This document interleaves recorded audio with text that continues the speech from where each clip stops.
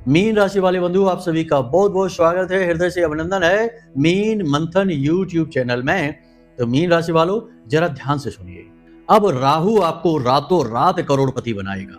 जिसको राहु तारे उसे फिर कोई ना मारे।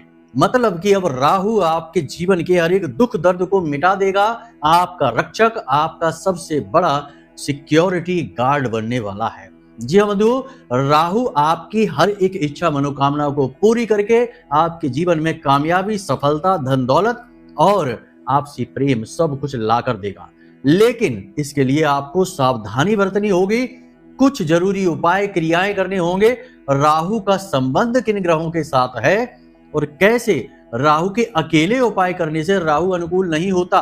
कुछ और जरूरी काम भी करने पड़ते हैं, अन्य ग्रहों को भी सहयोग में लेना पड़ता है। तब राहु के उपाय क्रियाएं और राहु की अनुकूलता आपके जीवन में आती है। याद रखना कि राहु आपके जीवन में सुख और दुख दोनों का कारक हो सकता है। राहु बहुत ज्यादा शुभ भी हो सकता है और बहुत ज्यादा अशुभ भी हो सकता है। निर्भर करता है कि राहु की आपकी कुंडली में क्या स्थिति है और सबसे ज्यादा महत्वपूर्ण कि आप राहु के स्वभाव को जानते हैं, समझते हैं कि नहीं। राहु के स्वभाव को यदि आप समझते हैं तो आप राहु से अपना काम निकलवा ही लेंगे, राहु को अपने अनुकूल बना ही लेंगे। फिर चाहे राहु आपकी कुंडली में नेगेटिव ही क्यों ना बैठा हो, आप राहु को पॉजिटिव बनाकर अपने जीवन में खुशियां और भगवान की कृपा, आशीर्वाद सब कुछ ले ही आएंगे। जी हाँ बंधु, तो आज का यह कार्यक्रम बेहद खास है। आज हम आपको वे छुपी हुई टिप्स बताएंगे ज्योतिष की, जो आपको कोई नहीं बताएगा।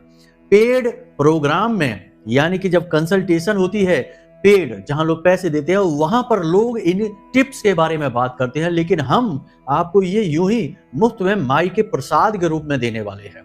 तो इस कार्यक्रम की अनदेखी करना बड़ी भयानक भूल होगी। भूल कर भी इस कार्यक्रम को बीच में मत छोड़ना, अनदेखी मत करना, अंत तक इसे जरूर देखना। पहली चीज तो ये। दूसरी चीज ये कि हम आपको बताएंगे क्या करना है और क्या नहीं करना है, यानी डूज और डोंट्स के बारे में, जो राहु के बारे में है। ना केवल राहु बल्कि उसके सहयोगी ग्रहों के विषय में भी है। साथ ही साथ हम आपको बताएंगे कि कैसे राहु जब आपको उन्नति देना शुरू करेगा तो आप उसे लंबे समय तक बनाकर रख पाएंगे, क्योंकि राहु का राशि परिवर्तन हो चुका है। अब इसका लाभ लेने की बारी है। यदि अब आप चूक गए तो आने वाले समय में फिर कुछ भी नहीं हो सकता। हमने जैसा कि पिछले कार्यक्रमों में भी बताया कि राहु के राशि परिवर्तन के बाद 7 दिन का समय होता है, जब आप राहु को पूरी तरह से पॉजिटिव या पूरी तरह से नेगेटिव दोनों ही बना सकते हैं। तो ये 7 दिन बेहद खास होते हैं। बहुत ही बारीकी से इन 7 दिनों के विषय में आपको समझना है और एक एक करके कार्रवाई को गुप्त रूप से करना है। और फिर देखिए कि 7 दिन के बाद जब राहु पूरी तरह से सक्रिय होगा, यानी कि फुल्ली एक्टिव होगा, तब आपको कैसे यह बिल्कुल एक एक करके बारीकी से कामयाबी के मार्ग पर खींच कर लेकर जाता है।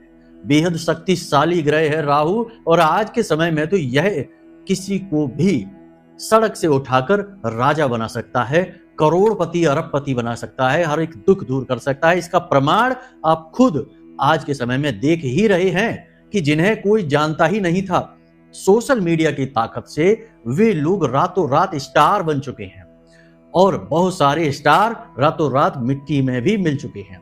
ये राहु का ही खेल है, माया जाल राहु का ही है। और वैसे भी कलयुग एक मायावी युग है, और ऐसे में राहु महाशक्तिशाली ग्रह बनकर उभरता है। तो इसके बारे में आपको जानना, गहराई से इसका अध्ययन करना, समझना बेहद आवश्यक है। राहु की अच्छी बुरी स्थितियों के विषय में कुंडली के अनुसार हम पिछले कार्यक्रमों में आपको बता चुके हैं।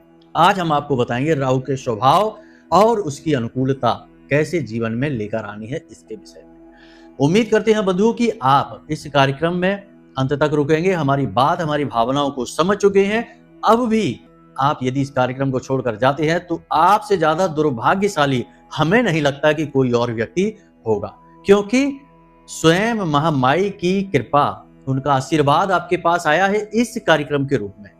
क्योंकि हम माई के दास हैं, उनके तुच्छ से सेवक हैं, और हम जो भी कुछ आपको बताते हैं वो केवल और केवल महामाई की कृपा, उनकी अनुभूतियों के आधार पर बोलते हैं। तो ऐसे में आपको इसे माँ का आदेश समझकर मान लेना चाहिए और इस पर अमल करना चाहिए। तो बस बंधु, उम्मीद करते हैं कि आप हमारी भावनाओं को समझ रहे हैं। अब कार्यक्रम में अंत तक अवश्य ठहरेंगे। तो चलिए अपने विषय को शुरू करते हैं, लेकिन इससे पहले महामाई का जयकारा तो लगाना ही पड़ेगा, क्योंकि उनके बिना तो कुछ भी संभव नहीं है। प्रेम से कमेंट बॉक्स में लिख डालिए, जय मां भद्रकाली कृपा करो। महामाई निश्चित तौर पर आपके ऊपर कृपा कर चुकी हैं, तभी यह कार्यक्रम आपको मिला है, वरना इतनी कार्यक्रमों की भरमार है कि कहां कौन सा कार्यक्रम गुम हो जाएगा, कब किसको कौन सा मिलेगा, ये तो भाग्य की ही बात है। साथ ही कमेंट बॉक्स में लिख डालिए कि मैं भी माई के परिवार का हिस्सा हूं। सौभाग्य की बात है कि महामाई के परिवार का हिस्सा बनने का अवसर आपको मिला है। याद रखना कि यह जो कार्यक्रम है यह माई के धाम से प्रसारित हो रहा है और इसमें बताई गई हर एक बात की पूरी जिम्मेदारी हम लेते हैं कि ये बातें प्रमाणित हैं। चलिए अपने अब मूल विषय को शुरू करते हैं। प्यारे मित्रों, हमारे अत्यंत प्रिय और परम पूज्य अमिताचार्य जी के पास माँ बगलामुखी और माँ भद्रकाली की साधनाओं का वर्षों का अनुभव है और माता रानी की इनके ऊपर पूर्ण कृपा और सिद्धि है। आचार्य जी ने अपने सटीक कुंडली विश्लेषण और श्रेष्ठतम उपायों के माध्यम से हजारों लोगों के जीवन को खुशियों से भरा है। आचार्य जी का कुंडली विश्लेषण और उपाय करवाने का तरीका इतना अद्भुत है कि जीवन के हर एक दुख और कष्ट का कारण जड़ से ही समाप्त हो जाता है।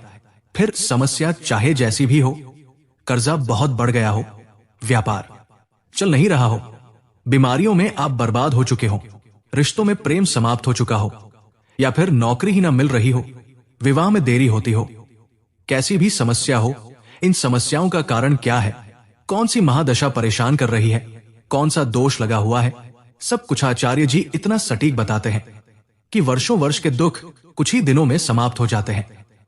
अगर आपके जीवन में भी कोई ऐसी संकट की घड़ी है तो यही सही समय है जब आप पूज्य आचार्य जी के हाथों से अपनी कुंडली का विश्लेषण करवाएं और वर्षों से चल रहे दुखों और संकटों के इस चक्र से बाहर निकल जाए। प्यारे मित्रों, अभी वीडियो में दिए गए नंबरों पर फोन करिए और अपनी कुंडली का श्रेष्ठतम आकलन करवा डालिए। जिंदगी बदलने का ये सबसे बड़ा मौका हाथ से मत जाने दीजिएगा। जय माई की, महामाई आपका कल्याण करे। बंधुओं, अब ध्यान से सुनिए। राहु एक ऐसा ग्रह है जिसके पास केवल सिर है, शरीर नहीं है। मतलब कहने का यह है कि यह दिमाग से खेलता है, विचारों से खेलता है। आपके मन में जैसे भी विचार उठ रहे हैं, चाहे वो पॉजिटिव हो, नेगेटिव हो, अच्छे हो, बुरे हो, वे सारे के सारे विचार कहीं ना कहीं राहु से ही प्रभावित होकर आपके मन में आ रहे हैं। अब यदि आपके मन में नेगेटिव विचार बहुत ज्यादा रहते हैं, आपका मन खराब रहता है, मन उदास रहता है, निर्णय लेने की क्षमता समाप्त हो चुकी है और आप जल्दी दूसरों से प्रभावित हो जाते हैं, सुखी या दुखी हो जाते हैं किसी की बात सुनकर, तो निश्चित तौर पर राहु आपके हित में तो काम नहीं कर रहा है। ये बड़ा ही सरल नियम है जानने का। और यदि आपके ऊपर किसी की बातों का कोई प्रभाव नहीं पड़ता, आप अडिग विचारों वाले हैं, निर्णय जो एक ले लिया उस पर अडिग रहते हैं और अपने काम को मन लगाकर करते हैं और अंतिम निर्णय तक, यानी कि काम को अंत तक पहुंचाते हैं और भगवान पर पूरी आस्था और विश्वास रखते हैं, सबका सम्मान करते हैं, प्रेमी स्वभाव के हैं, तो निश्चित तौर पर राहु आपके लिए पॉजिटिव है और हमेशा रहेगा। अब यहां तक आपने समझ लिया कि राहु पॉजिटिव है आपके विचारों से, नेगेटिव भी है तो आपके विचारों से। लेकिन यहां पर एक छोटा सा पेच है और ये पेच है चंद्रमा। जी हां, चंद्रमा मनसो जाता है। चंद्रमा आपका मन है। राहु मन को प्रभावित करता है, लेकिन चंद्रमा आपका मन ही है। अब ऐसे में यदि चंद्रमा आपका खराब हो गया तो राहु को खराब होना ही पड़ेगा। इसलिए चंद्रमा को अनुकूल बनाना। कहने का मतलब यह है कि राहु के उपाय करें, इससे पहले चंद्रमा के उपाय करने अनिवार्य रहते हैं, वरना राहु के उपाय निष्फल होते हैं। इसीलिए लोग अक्सर ये कहते पाए जाते हैं कि हमने तो इतने उपाय कर लिए, राहु के इतने सारे उपाय कर लिए, तब भी राहु अनुकूल नहीं हुआ, हमें तो लगातार घाटा होता जा रहा है, हम लगातार गड्ढे में और ज्यादा दबते चले जा रहे हैं, घुसते चले जा रहे हैं। तो कैसे उपाय कामयाब करेंगे, कैसे आगे बढ़ेंगे? इसका पेच यही है कि पहले चंद्रमा को अनुकूल बनाइए। चंद्रमा को अनुकूल आप कैसे बनाएंगे? 3 रास्ते हैं जिनसे आप चंद्रमा को अनुकूल बना सकते हैं। चंद्रमा आपका मन है, ये बात आप ध्यान से समझ लीजिए, अपने मन में बिठा लीजिए। चंद्रमा को अनुकूल बनाने का सबसे शक्तिशाली उपाय आपको हम आज दिए देते हैं। ये उपाय ना केवल चंद्रमा को बेहद सबसे ज्यादा तेजी से अनुकूल बनाएगा, साथ ही साथ आपके आसपास जो आपका ऊर्जा क्षेत्र है जैसे इंग्लिश में ऑरा कहते हैं, हिंदी में आपका ऊर्जा चक्र कहते हैं, या फिर ऊर्जा शरीर कहते हैं।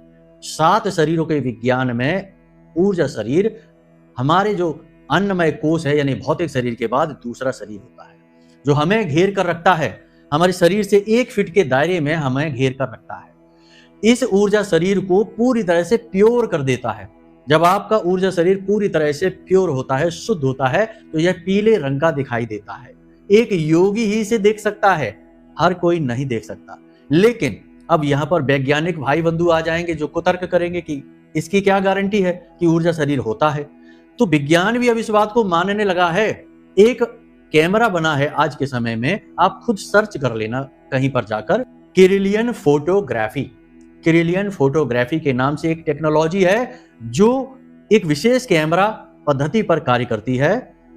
उसमें होता यह है कि हर एक व्यक्ति का फोटो जब खींचा जाता है तो उसके आसपास उसका ऊर्जा शरीर का भी चित्र आ जाता है। इंसान वहां से उठकर चला जाएगा परंतु उसका ऊर्जा शरीर वहीं बैठा रहता है। ये बात निश्चित है कि जब कोई इंसान कहीं जाता है तो उसका ऊर्जा शरीर कुछ समय तक वहीं बैठा रहता है, इसीलिए उसकी मौजूदगी का एहसास भी वहां बना रहता है। आपने अक्सर ये देखा होगा कि कोई इंसान किसी मीटिंग से, किसी सभा से, महफिल से उठकर चला जाता है, लेकिन उसके जाने के बाद भी उसकी मौजूदगी, उसकी कही गई बातों का प्रभाव रहता है। लोग उसके बारे में बात करते हैं, विचार करते हैं। क्यों? क्योंकि वह पूरी तरह से अभी नहीं गया है, उसका ऊर्जा शरीर अभी वहां है, उसे जाने में समय लगेगा। सामान्य तौर पर यह अवधि आधे घंटे से लेकर 2.5 से 3 घंटे तक की भी हो सकती है। यह है विचित्र बात।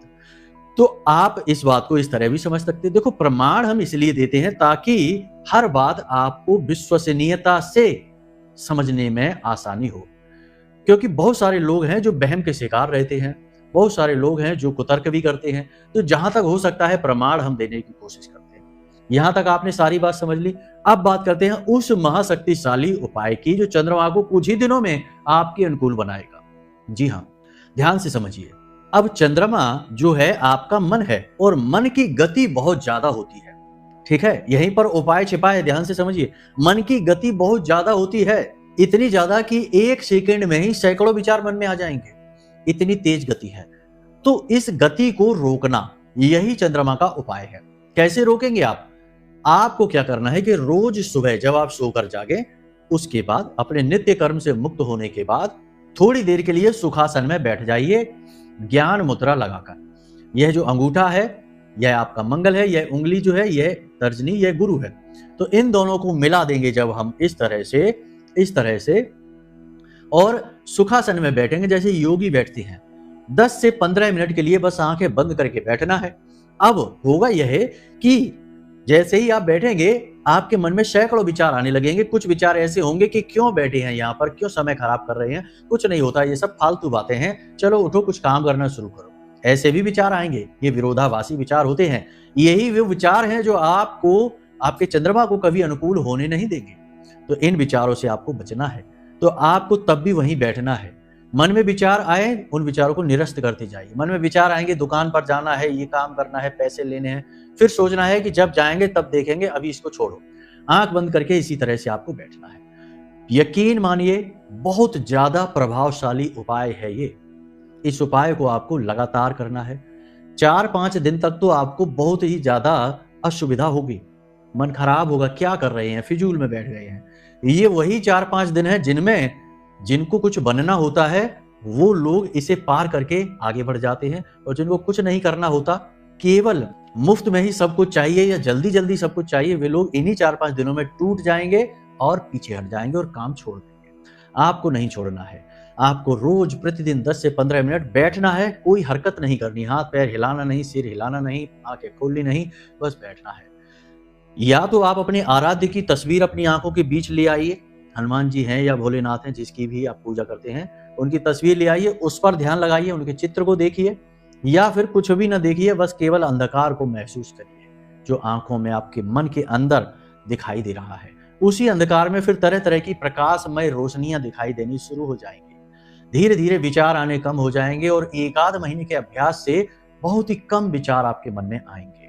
जब ये स्थिति होगी, चंद्रमा आपका पॉजिटिव हो जाएगा, बेहद शक्तिशाली हो जाएगा, और आपका ऊर्जा क्षेत्र इतना शक्तिशाली हो जाएगा कि फिर कोई भी तंत्र मंत्र मारण वशीकरण या नजर टोना टोटका आपका बाल भी बांका नहीं कर पाएगा। ये सबसे शक्तिशाली उपाय है और इसमें आपका क्या लगा? कुछ भी नहीं, एक पैसे का भी सामान नहीं लगा। अपने आप ही सारा जो नकारात्मक वातावरण था आपने ठीक कर लिया। जैसे कि हमारा शरीर भी अपने आप को ही ठीक कर लेता है, कहीं कुछ चोट लग जाती है तो खुद ही भर लेता है उसे और ठीक कर लेता है, कुछ नहीं लगता। बाहरी दवाइयां तो केवल इसलिए लगाई जाती है ताकि कोई इन्फेक्शन ना हो जाए, यानी कि वातावरण बने ताकि शरीर अपना काम कर सके। ऐसे ही हमारे अंदर खुद इतनी क्षमता है कि हम अपनी गतिविधियों से, कार्यों से ग्रहों को अनुकूल बना सकते हैं, अपनी एनर्जी को प्योर कर सकते हैं और हर एक नेगेटिविटी से लड़ सकते हैं। बात आपको समझ में यदि आई हो तो कमेंट बॉक्स में जय माई की एक बार फिर से लिख देना। फ्री है, कोई पैसे तो लग नहीं रहे, बस भाव है आपका। तो यहां तक आपने समझा। अब दूसरा उपाय, हमेशा कम से कम सोमवार के सोमवार शिवलिंग पर कच्चा दूध अवश्य चढ़ाइए, बहुत ही ज्यादा जरूरी है। और उसी सोमवार के दिन दूध से बनी खीर चावल की छोटी कन्याओं को भी अवश्य खिलाइए। आपका चंद्रमा इतना शक्तिशाली हो जाएगा कि कुंडली में वो चाहे किसी भी अवस्था में हो, चाहे शनि और चंद्रमा की युति विष दोष ही क्यों ना बना रही हो, अष्टम में चंद्रमा बैठकर दूषित ही क्यों ना हो गया हो, आपका काम खराब नहीं होगा, चंद्रमा स्ट्रांग हो जाएगा।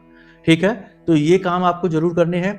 अब आपको हम बताते हैं कि राहु चंद्रमा से कैसे कनेक्टेड है, कैसे जुड़ा हुआ है। देखो, वैसे तो ज्योतिष ये कहता है कि राहु चंद्रमा को ग्रहण लगा देता है, लेकिन चंद्रमा को ग्रहण लगाने से आप भाव समझिए क्या है। राहु आपके चंद्रमा को ग्रहण यानी आपके मन को चारों तरफ से घेर लेता है और नकारात्मक बना देता है। जब आप खुद नकारात्मक विचारों से घिरे रहते हैं, हमेशा उदास रहते हैं, रोते रहते हैं, अपनी तकलीफों का गान करते रहते हैं, बखान करते रहते हैं, तो राहु आपके मन को ग्रहण लगा देगा। इसीलिए कहते हैं ज्योतिष में कि राहु चंद्रमा को ग्रहण लगाता है। लेकिन यदि आपका मन बहुत मजबूत है, यानी चंद्रमा बहुत स्ट्रांग है, तो राहु आपके मन को पंख भी लगा देता है। इसीलिए तो कहा जाता है कि जिसको राहु तारे उसे फिर कोई ना मारे। तो आपने चंद्रमा मजबूत करने के उपाय समझ लिए। पुरुष हैं तो दाहिने हाथ में चांदी का कड़ा पहनिए, महिलाएं हैं तो बाएं हाथ में बाई कलाई में पहनिए। गले में कुछ नहीं पहनना है, क्योंकि गले का भाग बुध का होता है और चंद्रमा और बुध में बुध जो है वो चंद्रमा से शत्रुता मानता है। वैसे तो पिता पुत्र हैं, लेकिन चंद्रमा से बुध बहुत ज्यादा शत्रुता मानता है, तो आपका बुध खराब हो जाएगा यदि गले में आप चांदी की चैन, चांदी का लॉकेट कुछ भी पहनते हैं। तो आप अपनी कलाई पर पहनिए, ये ठीक रहेगा। कोई भी मोती, कोई भी नग, कोई भी पत्थर मत धारण करिए। पत्थरों पर भरोसा करना मूर्खता है। पत्थर कब अशुभ हो जाएगा, कब शुभ हो जाएगा, पता ही नहीं चलेगा, तो इस पर भरोसा न करिए। इसके बजाय एक पंचमुखी या सातमुखी रुद्राक्ष धारण कर लीजिए, वो सर्वश्रेष्ठ फल देगा। तो यहां तक आपने सीख लिया कि कैसे चंद्रमा को अनुकूल बनाना है और कैसे राहु से लाभ लेना। अब जब चंद्रमा अनुकूल हो गया, अब राहु के उपाय कर लीजिए। राहु कैसा भी हो आपके लिए पॉजिटिव हो जाएगा। जो भी उपाय हम कार्यक्रमों में बताते हैं, या जो भी जैसे नारियल वाला उपाय है, नील वाला उपाय है, जो भी राहु के उपाय बताते हैं, जैसे काला कंबल दान करने का उपाय है, वो उपाय कर लीजिए। अब राहु आपको 100% पॉजिटिव फल देगा। ठीक है, यहां तक राहु चंद्रमा का। अब चूंकि गुरु भी अतिचारी चल रहे हैं, तो गुरु से भी आपको लाभ मिलेगा, लेकिन गुरु से भी लाभ तभी मिलेगा जब चंद्रमा आपका पॉजिटिव होगा। क्योंकि जैसे चंद्रमा का संबंध राहु से है, उसी प्रकार चंद्रमा का संबंध गुरु से भी है। असल में गुरु भी चंद्रमा के पिता ही कहे जाते हैं। अब वो एक अलग है कि किस तरह से यह संबंध बनता है, वो एक अलग कहानी, अलग बखान कथा है, उसे कभी और समझाएंगे। लेकिन यहां पर भी पिता पुत्र का नाता बनता है, और जब चंद्रमा गुरु के साथ मिलते हैं तो बहुत ही सुंदर गज केसरी योग बन जाता है। तो सबसे पहले तो आपको अपने गुरु को स्थापित करना है। हमने पिछले कार्यक्रमों में भी बताया है कि घर में कैसे कांच की कटोरी में आप गुरु को स्थापित करेंगे, ईशान कोण में, या फिर अपनी कुंडली में गुरु की स्थिति अवस्था को देखकर उस हिसाब से अपने घर में यदि आप स्थापित कर देंगे तो सोने पे सुहागा हो जाएगा। ठीक है, तो ये हो गया। दूसरा, अब आपको हम बताते हैं एक ऐसी शक्तिशाली क्रिया उपाय जिसे आपको कर लेना है चुपचाप, बिना किसी को बताए। इससे भी गज केसरी योग प्रतिदिन आप स्वयं के लिए निर्मित करेंगे। यानी आपका हर काम बनेगा। आप घर से बाहर निकलने से पहले ये काम कर लेना। कोई आपका बाल विवाह नहीं कर पाएगा। नौकरी पर खतरा है तो टल जाएगा, बिजनेस चल नहीं रहा तो चलने लगेगा, पैसा आ नहीं रहा, अटक रहा है, रुक रहा है, मान सम्मान जा रहा है, सब कुछ पॉजिटिव हो जाएगा। टेंशन की कोई बात नहीं। करना क्या है, आपको लेनी है एक चांदी की डिब्बी। चांदी की डिब्बी यदि नहीं मिल रही है तो कोई बात नहीं, कांच की एक छोटी सी प्याली ले लीजिए। उस प्याली में थोड़ा सा गंगा जल डालिए और गुलाब जल, 2-2 बूंदे डालनी है, ज्यादा नहीं। उसके बाद थोड़ी सी केसर या फिर हल्दी। केसर मिल जाए तो सर्वोत्तम है, लेकिन हल्दी है तब भी काम चलेगा। हल्दी गुरु का प्रतीक है। थोड़े से चावल आपको डालने हैं। अब देखिए कितना सुंदर कॉम्बिनेशन बन रहा है कि कांच की प्याली चंद्रमा है और हल्दी गुरु है, चावल शुक्र का प्रतीक बन रहे हैं। अब यहां पर आपने गंगा जल को मिला दिया और गुलाब जल को मिला दिया, यानी खुशबू मिला दी, यानी खुशबू भी आपका शुक्र का काम करेगी। यानी शुक्र, गुरु, चंद्रमा, 3 ग्रहों का लाभ आपको प्राप्त होगा। अब इसे, ये जो टीका बना यानी छोटा सा तिलक यानी बनेगा, इसे आपको लगाना कहाँ है? पहले तो अपने माथे पर लगाइए, फिर अपनी जुबान पर लगाइए और उसके बाद अपनी नाभि पर लगाइए। 3 जगह पर इस टीके को, इस तिलक को लगाना है। ये बहुत ही शक्तिशाली उपाय है। इससे आपका गुरु मजबूत हो जाएगा, चंद्रमा मजबूत हो जाएगा, शुक्र तो मजबूत होगा ही होगा। आपके माथे पर भगवान भोलेनाथ का, यानी जिसे आज्ञा चक्र कहते हैं, यहाँ पर भगवान भोलेनाथ का वास होता है। भोलेनाथ की पूर्ण कृपा आपको प्राप्त हो जाएगी। साथ ही साथ आपके जुबान पर मां सरस्वती का वास होता है और सरस्वती प्रसन्न तो और राहु प्रसन्न हो जाता है, क्योंकि राहु की आराध्य देवी सरस्वती हैं। और नाभि पर स्वयं नारायण श्री हरि विष्णु का वास होता है माता लक्ष्मी के साथ। तो वहां पर तो भगवान की पूर्ण कृपा आपको प्राप्त हो ही रही है। सर्वश्रेष्ठ उपाय है। इस कार्य को आप आज से ही, जब आप इसे सुन रहे हैं, इस कार्य को आज से ही आप करना शुरू कर दीजिए। लगातार 7 दिनों तक तो इसे करना ही करना है। अब ध्यान से सुनिए कि वो चीजें जो आपको भूल कर भी किसी को नहीं देनी है। अपनी घड़ी किसी को मत दे देना भूल कर भी। अपना कोई भी इलेक्ट्रॉनिक सामान कभी किसी को मत देना। देखो, आज के समय में लेन देन का युग नहीं बचा, वो जमाना और था। अब जमाना यह है कि लोग आपकी चीजें ले लेंगे, उपयोग करेंगे और उसमें कुछ न कुछ टोना टोटका भी कर देंगे। मतलब कि एक तो आपका एहसान मानना चाहिए कि आपने चीज दी, वो तो नहीं, उल्टा आपको बर्बाद करने की व्यवस्था जमा देंगे। इसीलिए जो लोग आज के समय में कपड़ों का, गाड़ी का, वाहन का, मोबाइल, घड़ियों आदि का लेन देन अक्सर करते पाए जाते हैं, वे सबसे ज्यादा दुखी होते हैं। उनको कोई बचा ही नहीं सकता, क्योंकि वे फंस जाते हैं इस माया जाल में, प्रेम के माया जाल में। ये झूठा प्रेम का माया जाल है। तो आपको इन चीजों का लेन देन करना ही नहीं। कोई भी इलेक्ट्रॉनिक सामान, अपना घड़ी, मोबाइल या कोई भी, किसी को नहीं देना है, किसी हालत में नहीं देना है। बननी है तो बने, ना बननी है तो बात ना बने, लेकिन आपको नहीं देना है। पहला काम तो ये। दूसरा, अपने वस्त्र किसी को भी पहनने को नहीं देना। तीसरा, अपने जूते, चप्पल वगैरह यूं ही प्रयोग के लिए भी किसी को नहीं देने हैं। ये बहुत ही गलत होता है। अब सबसे महत्वपूर्ण बात कि आने वाले 7 दिनों में, यानी 18 तारीख से 7 दिन जोड़ लेना। इन 7 दिनों में आपको कैश यानी पैसा अपने हाथ से किसी को नहीं देना है। देखिए, सामान खरीद रहे हैं, वहां पैसा दे रहे हैं, वो एक अलग बात है।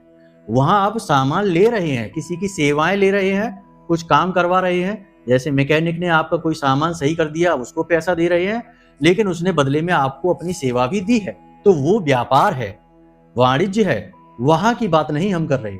लेकिन किसी ने मदद मांगी पैसे की, हमें उधार दे दो, नहीं देना है। किसी ने मदद मांगी, नहीं देना है। दान में कैश रुपया दे रहे हैं, कोई भिखारी आ गया, उसको 10-20 रुपए 50 दे रहे हैं, नहीं देना है। भोजन करा देना है। क्योंकि ऐसे समय में जब बड़े ग्रह राशि परिवर्तन करते हैं, खास तौर से जो जीवन पर सीधा प्रभाव डालते हैं धन को लेकर, ऐसे समय पर धन का लेन देन नहीं करते हैं। यही बात हमने कही थी जब शनिदेव ने राशि परिवर्तन किया था और मीन राशि में आए थे राहु के साथ पिशाच योग बनाने। तब भी हमने यही बात कही थी कि रुपए का, कैश का लेन देन यूं ही मत करना। यानी कि किसी की मदद, किसी की उधारी, किसी को कर्जा चुकाने के लिए भी पैसा मत देना। बाकी और चीजों को आप समझदार हैं, खुद ही जानते हैं, हमने बता भी दिया है। यही बात हम आपसे फिर कहते हैं। इन 7 दिनों के बाद फिर आप भले ही किसी को दे देना। देते समय भी देख लेना कि वो इंसान कैसा है। क्योंकि आपके साथ अक्सर ऐसा होता है कि लोग अपना मतलब सीधा करके निकल जाते हैं, आप देखते रह जाते हैं, क्योंकि आप ठहरे भोले भाले दिल के इंसान, और लोग आपको बहुत जल्दी ठग लेते हैं, परेशान कर देते हैं, आपकी भावनाओं से खिलवाड़ कर लेते हैं। उन्हें पता है कि आपके बटन कहाँ हैं, उन्हें बस आपका बटन दबाना है, यानी कि दुखड़ा रोना है, मगरमच्छ के आंसू बहाने हैं, और आप पिघल जाएंगे और जो चाहे वो लेकर निकल जाएंगे। तो वो देख लेना थोड़ा आप। तो बाकी की सारी चीजें आप समझ लो। देखो, हमने आपको सारी चीजें विस्तार से बताई हैं। इन चीजों को जीवन में लेकर आइए। और एक बात खास याद रखना कि चंद्रमा को आपको अनुकूल यदि करना है तो अपनी माँ के पैर प्रतिदिन आपको छूने हैं और माँ की सेवा करनी है। और सबसे महत्वपूर्ण कि माँ को हो सके तो कुछ ना कुछ गिफ्ट, उपहार या सिर्फ मिठाई कुछ खाने को दे देना, जिससे माँ के चेहरे पर मुस्कुराहट आ जाए। माँ मुस्कुराएंगी तो चंद्रमा मुस्कुराएगा, तो आपका मन प्रसन्न होगा। और फिर देखो, राहु, केतु, गुरु, बुध, शुक्र सारे ग्रह अनुकूल हो जाते हैं। तो उम्मीद करते हैं कि सारी बातें आपने समझ ली हैं। अब यदि कोई प्रश्न मन में उठे तो वीडियो में हमने नंबर दे रखा है। कुंडली का विश्लेषण कराना है तो नंबरों पर फोन करिए। हम स्वयं आपकी कुंडली का आकलन करेंगे, आपकी कुंडली के दोष, योग, युतियों और रुकावटों, परेशानियों को स्पष्ट तौर पर आपको बताएंगे, उनके सटीक उपाय देंगे, जिससे आपको कुछ ही दिनों में राहत दिखाई देगी। हजारों लोगों को राहत दिखाई दी है तो आपको क्यों नहीं दिखाई देगी? आप कोई अलग थोड़े ही है। तो बस आप अपनी शंका का समाधान करिए और जीवन में आनंद प्राप्त करिए, क्योंकि जीवन दुख भोगने के लिए ही नहीं मिला है, सुख के लिए भी मिला है, आनंद के लिए भी मिला है। तो उम्मीद करते हैं कि आप हमारी बातें समझ चुके हैं। अब बस आपसे विदा चाहेंगे। हमेशा हंसते रहिए, मुस्कुराते रहिए, सकारात्मक रहिए, महामाई पर अपनी आस्था और विश्वास बनाकर रखिए, क्योंकि आपका उद्धार तो वहीं से होना है। तो प्रेम से बोलिए जय माई की। हमारे प्रिय और परम पूज्य आचार्य जी ने अपनी साधनाओं के अनुभवों पर आधारित शक्तिशाली उपाय और क्रियाओं के माध्यम से हजारों लोगों के जीवन को पूरी तरह से बदला है। आचार्य जी के द्वारा बताया गया हर एक उपाय इतना सटीक और कारगर होता है कि जो भी इसे पूरे भाव के साथ कर लेता है, उसे साक्षात महामाई की कृपा और आशीर्वाद प्राप्त हो जाती है। इसलिए निसंकोच इन उपायों को पूरे भाव के साथ करिए, आपका कल्याण होगा। जय माई की।